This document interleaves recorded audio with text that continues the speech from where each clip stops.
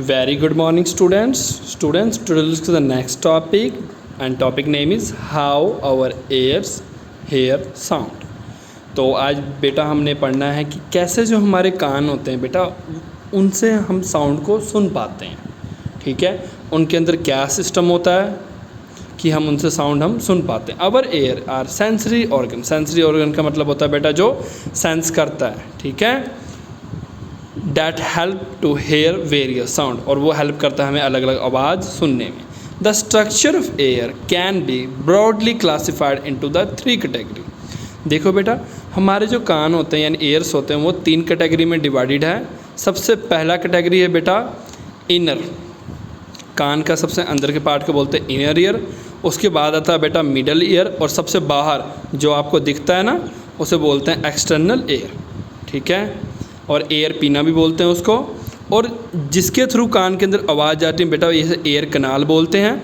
और जो हमारे उस देखो बेटा यहाँ से आवाज़ गई, ठीक है, आवाज़ ने बेटा यहाँ पे जाना, फिर यहाँ पे वाइब्रेशन करता है. ये ऑर्गन्स मतलब कि एक सेंसरी ऑर्गन लगा होता है यहाँ पे, जिसे ऑडिटरी सेंसरी ऑर्गन होता है. ठीक बेटा, यहाँ पे वो उसे सेंस करता है. फिर यह होता है ऑडिटरी नर्व. ऑडिटरी नर्व का बेटा काम होता है कि जो आवाज़ सुना है ना उसको वो नर्व क्या करता है हमारे ब्रेन तक सेंड करता है. ठीक है, तो नेक्स्ट हम इसके डिटेल्स में पढ़ेंगे कि होता क्या है. अब देखो बेटा, ये क्वेश्चन 5 नंबर में मैक्सिमम टाइम पूछा जाता है. 90% चांस है क्वेश्चन आने का. तो इसमें आपने क्या करना है, एयर के होता क्या है इसका डायग्राम और ये सारे पॉइंट्स. ठीक है, वो ये पूरा के पूरा ही टॉपिक जो 5 नंबर क्वेश्चन में आ जाता है. ठीक है, अच्छे से इसको आप कर लेना. Outer ear, the part of outer ear that visual to us. ठीक है बेटा, आउटर एयर मतलब ये वाला पार्ट जो हमें विजुअल होता है, जो हमारे आपने देखा ना, आप अपने हेड के पास हाथ लगा के देखो. ठीक है, साइड में आपको दिखेगा ना, वही है outer ear. The part of ear that visual to us is called pinna. Pinna collect the sound waves and direct them the air tube. देखो बेटा, ये जो होता है ना इसे बोलते हैं पिना. ठीक है बेटा, ये सारे पोर्शंस को, इसका क्या काम होता है, ये सारा क्या करता है एयर को कलेक्ट करता है और इस ट्यूब्स के थ्रू हमारे इस सिस्टम तक पहुंचाता है. फिर ये क्या करता है, इस साउंड वेव को इलेक्ट्रिकल वेव में बदलता है. ठीक है बेटा, देखो यहाँ से हम आपने बोला, ठीक है, साउंड आया आपके यहाँ तक, इसने फिर साउंड वेव को इलेक्ट्रिकल वेव में बदलना है, और उस इलेक्ट्रिकल वेव को ये ऑडिटरी नर्व आपके दिमाग तक भेजता है, और वो जब दिमाग तक भेजता है फिर हमें वो चीज़ सुनाई देता है. Air drum is present at the end of air tube which vibrate when the sound wave is strike. और ये क्या है बेटा, एयर ड्रम है. ये जो दिख रहा है ना आपको, ये है एयर ड्रम. ये दिख रहा है ना, ये इतना सा पोर्शन ये है एयर ड्रम. तो आपके बुक में उतना डिटेल्स में नहीं दिया हुआ है, 8th क्लास में इतना डिटेल्स में नहीं दिया होता. वहीं 10th में जाओगे, 9th में जाओगे तो आपको जो भी स्ट्रक्चर्स आएंगे डिटेल्स में होगा. ठीक है, वो जो ट्यूब्स के थ्रू साउंड अंदर जाता है, एयर ड्रम से टकराता है, और उसके बाद वो वाइब्रेशन प्रोड्यूस करता है. ठीक है, और वो जो वाइब्रेशन प्रोड्यूस होता है वो बेटा हमारे कहाँ चल जाता है, मिडल एयर में. मिडल एयर मतलब यहाँ तक. ठीक है, मिडल एयर में क्या होता है, इसमें बेटा 3 बोन्स होते हैं जो एक दूसरे से जुड़े होते हैं. ये जो 3 बोन्स होते हैं वो अटैच होते हैं, इस तरह से अटैच होते हैं व्हेन द और ये जो 3 बोन्स होते हैं बेटा इस तरह से अटैच होते हैं कि जब भी एयर ड्रम क्या करे, वाइब्रेट करे, तो वो क्या करता है, सेंड करता है साउंड को सबसे अंदर पार्ट में. तो इनमें बेटा क्या होता है, इस पोर्शन में क्या होता है, मिडल एयर में यहाँ पे 3 बोन्स होते हैं. वो 3 बोन्स एक दूसरे के साथ जुड़े होते हैं. इस तरह जुड़े होते हैं कि अगर कोई भी आवाज़ आए, ठीक है बेटा, वो उसे कैच करता है और फिर क्या करता है इनर एयर की तरफ वो उसे सेंड करता है. ठीक है, इनर एयर क्या होता है, inner ear are the filled with liquid. Inner ear में क्या होता है, सबसे आखिरी जो इनर ईयर है मतलब ये वाला पोर्शन जो होता है बेटा, इसमें क्या भरा होता है, लिक्विड भरा होता है. ठीक है, व्हेन द लिक्विड वाइब्रेट, तो फिर क्या होता है बेटा, जब लिक्विड वाइब्रेट करता है, it's excite tiny hair in inner ear. ठीक है बेटा, देखो क्या होता है एक्चुअल में, इनर मतलब कि हमारे कान के सबसे अंदर वाला जो पार्ट होता है इनर ईयर, उसके अंदर क्या होता है, लिक्विड होता है. जैसे ही कोई बोलता है तो वहाँ पे जाके वो साउंड वाइब्रेट करता है, किसके अंदर, इनर एयर के अंदर. और इनर एयर के अंदर लिक्विड होता है तो वो लिक्विड वाइब्रेट करता है.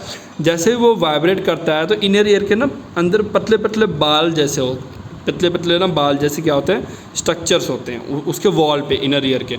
तो वो क्या करता है, उन वाइब्रेशन को पकड़ता है यानी कैच करता है, ठीक है, और उस वाइब्रेशन को वो किस में कन्वर्ट कर देता है, इलेक्ट्रिकल इम्पल्स। इलेक्ट्रिकल इम्पल्स आपको पता है बेटा, जो भी साउंड वेव होता है ना, साउंड वेव को जो हमारे कान के अंदर एक सिस्टम लगा होता है वो क्या करता है, साउंड वेव को इलेक्ट्रिकल इम्पल्स मतलब एक सिग्नल के फॉर्म में वो कन्वर्ट करता है, और वही सिग्नल फिर हमारे दिमाग तक जाता है, जिससे हमें क्या पता लग जाता है कि कोई बोल रहा है और क्या बोल रहा है। जैसे मैं बोल रहा हूँ ना, ये सारा मैकेनिज्म आपके कान में होता है हर सेकेंड, ठीक है। नेक्स्ट क्या है, कैरेक्टरिस्टिक्स ऑफ साउंड।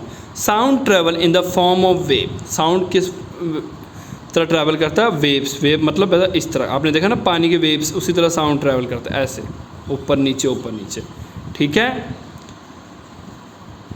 और इसमें बेटा 3 क्वांटिटीज़ होता है जिसमें बोलते हैं एम्पलीट्यूड, स्पीड और फ्रिक्वेंसी। एम्पलीट्यूड एंड फ्रिक्वेंसी क्या होता है, amplitude and frequency can be understand by the oscillation of simple pendulum. आपने क्लास 7th में ही पढ़ा होगा बेटा सिंपल पेंडुलम के रिगार्डिंग, आई थिंक बार बार करने की ज़रूरत नहीं है।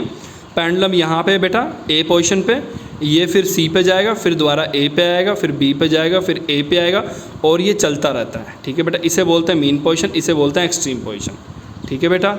और ये टू एंड फ्रो मोशन में चलता रहता है। The two and fro movement of pendulum around the central point मतलब ये वाला पॉइंट इज कॉल्ड ऑक्सीलेशन। मतलब यहाँ से यहाँ जाकर वापस ए पे आना और फिर ए से बी पे जाकर दोबारा ए पे आना, इसको क्या बोलते हैं बेटा, oscillation. A pendulum is a ball hung with the help of string. Pendulum में क्या होता है बेटा, एक बॉल होता है जिसे हम क्या करते हैं, लटकाते हैं एक स्ट्रिंग की हेल्प से। When you push the ball it start to and fro movement. जब भी हम क्या करते हैं, इस बॉल को पुश करते हैं, मतलब एक तरफ सेंड करते हैं, जैसे मैंने क्या किया, बॉल को ऐसे धक्का मारा, ये क्या करें, पहले इधर जाएगा, फिर वापस अपने पोजीशन पे आएगा, फिर ये कंटिन्यूस इसी मोशन में ये चलता रहेगा। The ball oscillate and gradually slow down and come back to इस पोजीशन। और देखो बेटा, ये नहीं कि ये चलता ही रहता है, यहाँ जाता है फिर यहाँ आता है, ये पोजीशन चलते एट लास्ट में इसकी जो हमने फोर्सेस को पुश किया होता है वो ख़त्म हो जाता है, और एट लास्ट में दोबारा ये रुक जाता है यहाँ पे ए पे आके, ठीक है। The position where it come to the stop is called mean position. और वो पोजीशन जहाँ पे ये एट लास्ट में रुक जाता है उसे क्या बोलते हैं, mean position. The movement from the position of rest to the end then, देखो बेटा क्या बोल रहे हैं कि अगर कोई भी पेंडुलम मान लो यहाँ से सी पे जा रहा है, सी से ए पे आ रहा है, फिर बी पे जा रहा है, बी से ए पे आ रहा है, ये जो ट्रैवल कर रहा है इतना सारा, यहाँ से ए से सी, सी से ए, फिर ए से बी और बी से ए, इसे पूरा के क्या कहते हैं बेटा, 1 ऑक्सीलेशन। एक नंबर में डेफिनेशन आ सकता है, डिफाइन 1 ऑक्सीलेशन, ठीक है। तो आज बेटा हमने इतना ही करना है, ठीक है। नेक्स्ट लेक्चर में हम एम्पलीट्यूड, टाइम पीरियड, फ्रीक्वेंसी के रिगार्डिंग हम पढ़ेंगे। Thank you for today.